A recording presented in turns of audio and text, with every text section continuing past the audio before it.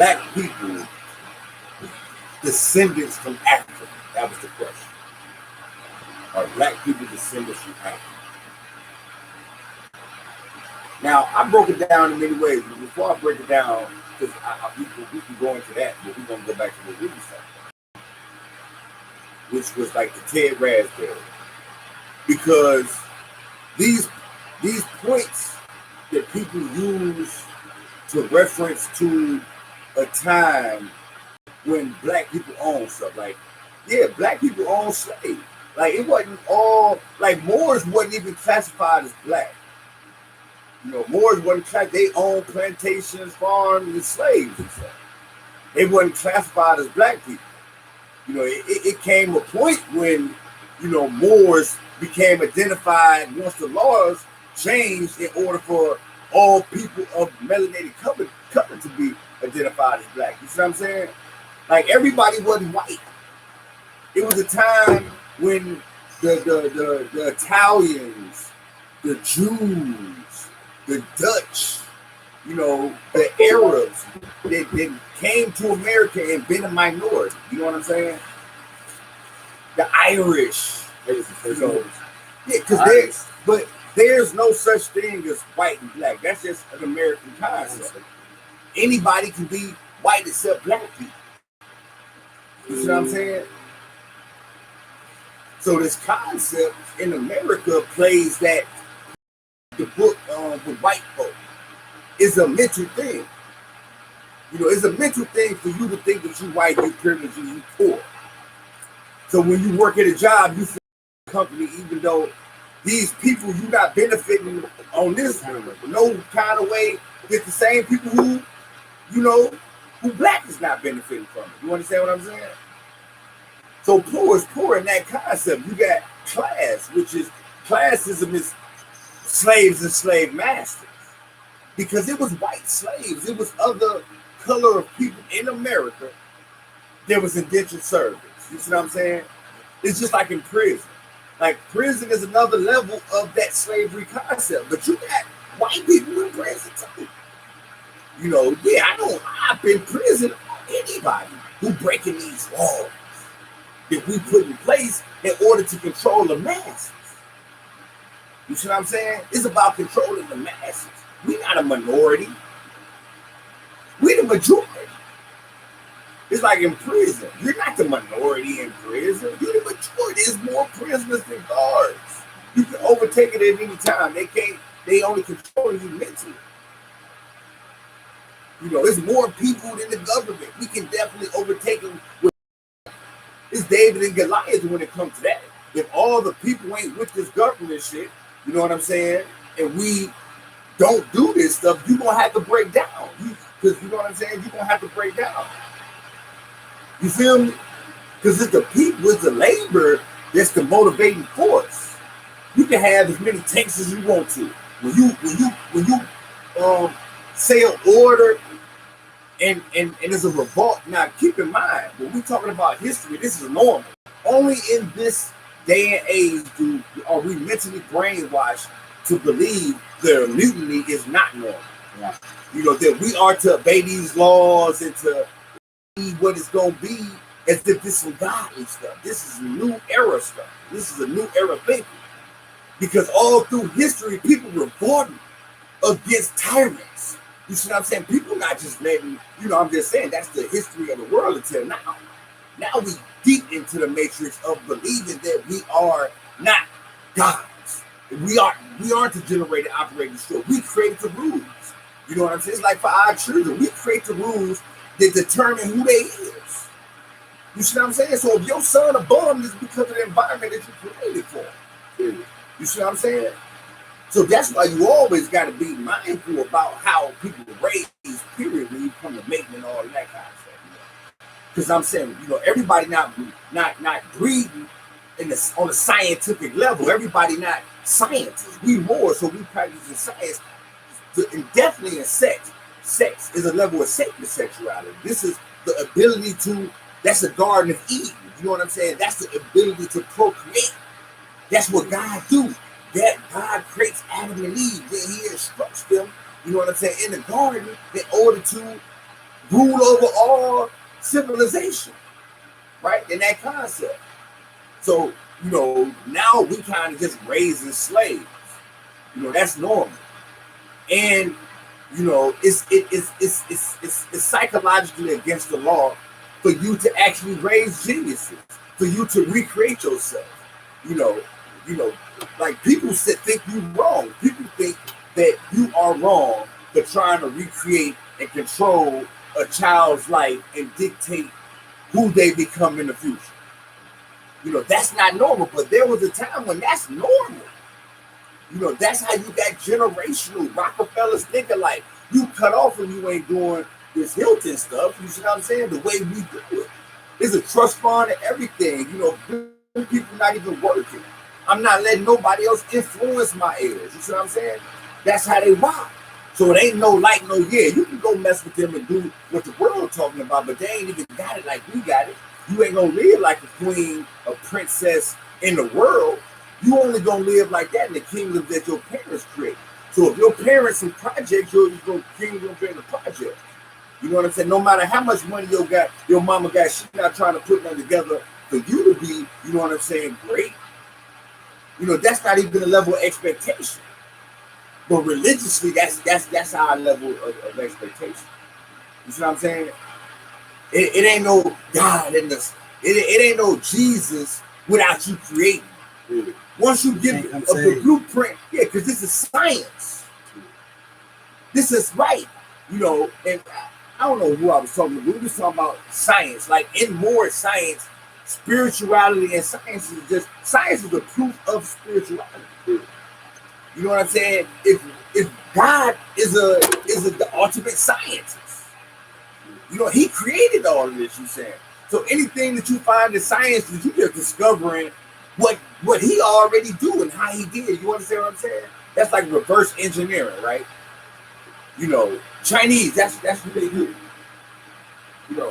They masters of reverse engineering, right?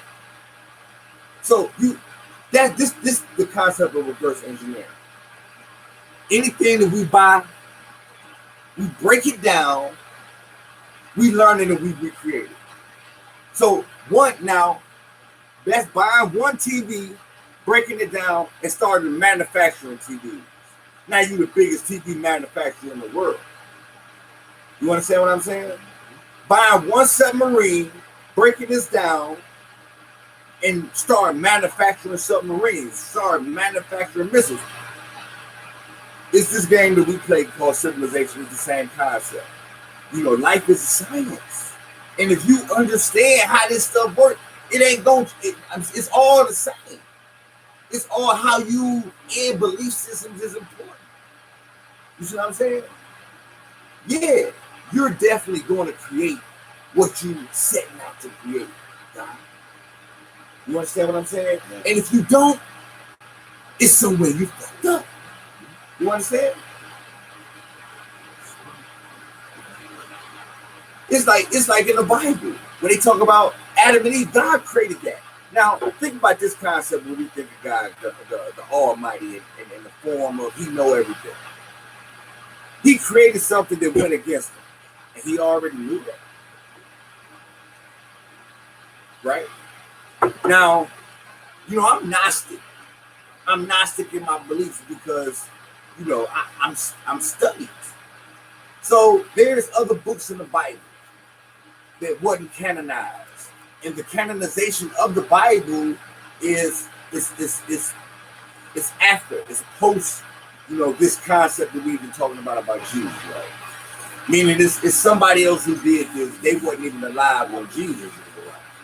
Who said these are the ones that we're gonna say is official, right?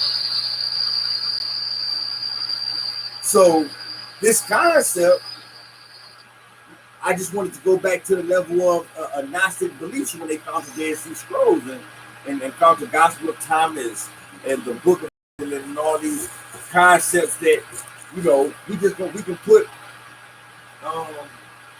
in reference. It's like if we got a story, right?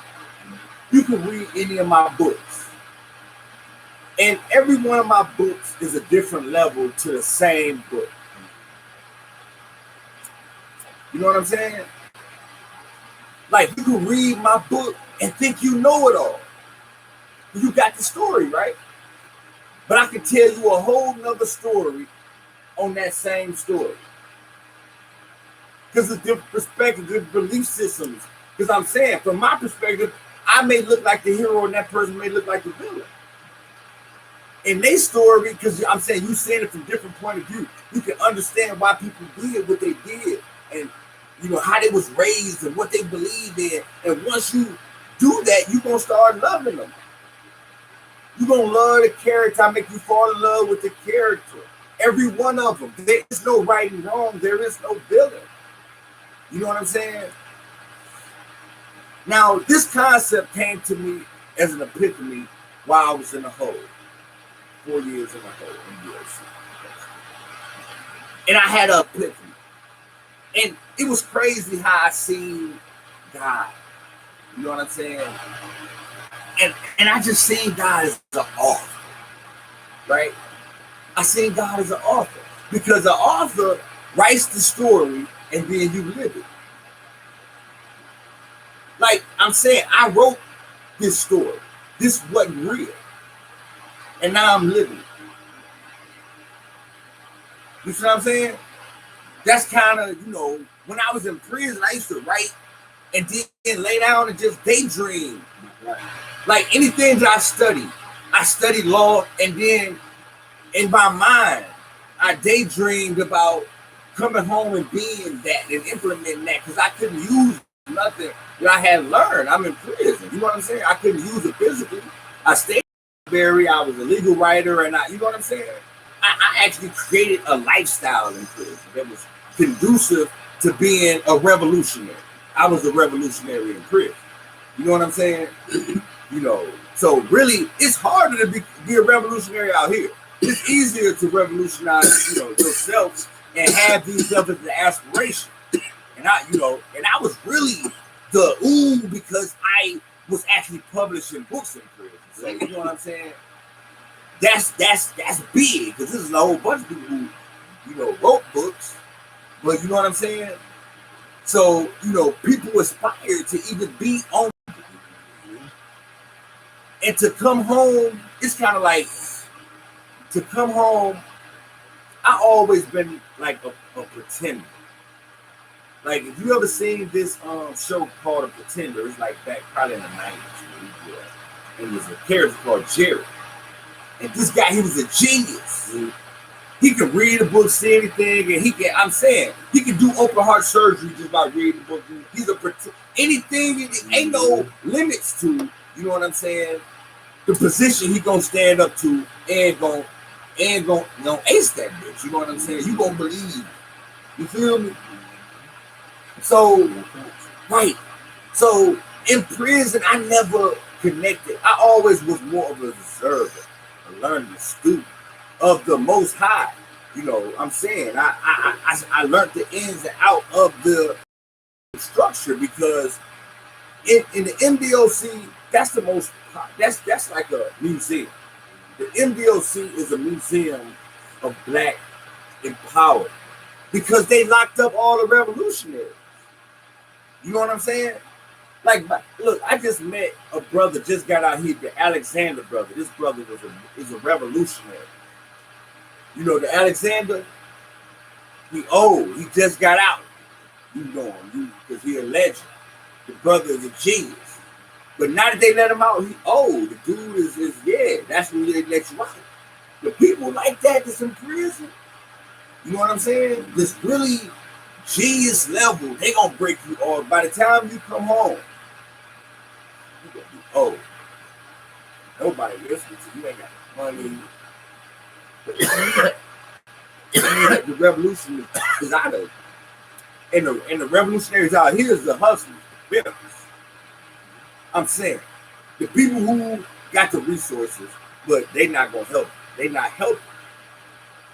These are the people who gonna keep on marching, complaining about somebody else, but they got all the resources to help somebody else. You know what I'm saying? And Okay. But keep this in mind. I just say that to say there was a time when our people weren't like this. No, definitely indeed not. You know what I'm saying? It was a time when your grandfather had 3 different families on 4 different blocks. You know what I'm saying? Had businesses, and I'm just saying, it was normal. It was normal for a man to have kids. He getting money. Ain't nobody bums. I'm saying that was this ain't normal. I'm saying, do you remember? I don't know. Yeah, right. All the people that I knew that was grown when I was young was the people who put me on. I'm saying they had jobs. We come from the South Side, though. So yeah, this society, it really wasn't no. Everybody was working, hustling. You know what I'm saying? Owning businesses, karate dojos, and record labels. I grew up with people with record labels and all this kind of stuff as a kid. You know what I'm saying? Everybody got a business. Who didn't have a business though? If you can cook, they got the candy house. They got the card games. They got lot numbers. Ain't no wrong. Now it's like everything wrong. Like hustling is wrong. You know what I'm saying? Just lie, right? Yeah. Hustling is wrong now. You feel me? You know, being an entrepreneur was normal. It wasn't no certain. Now people say everybody ain't meant to be an entrepreneur. You know what I'm saying? That's the lazy level. Look, if you got a family, you're an entrepreneur. Right. But you're not even looking at your family like that. You give a whole control over to the system.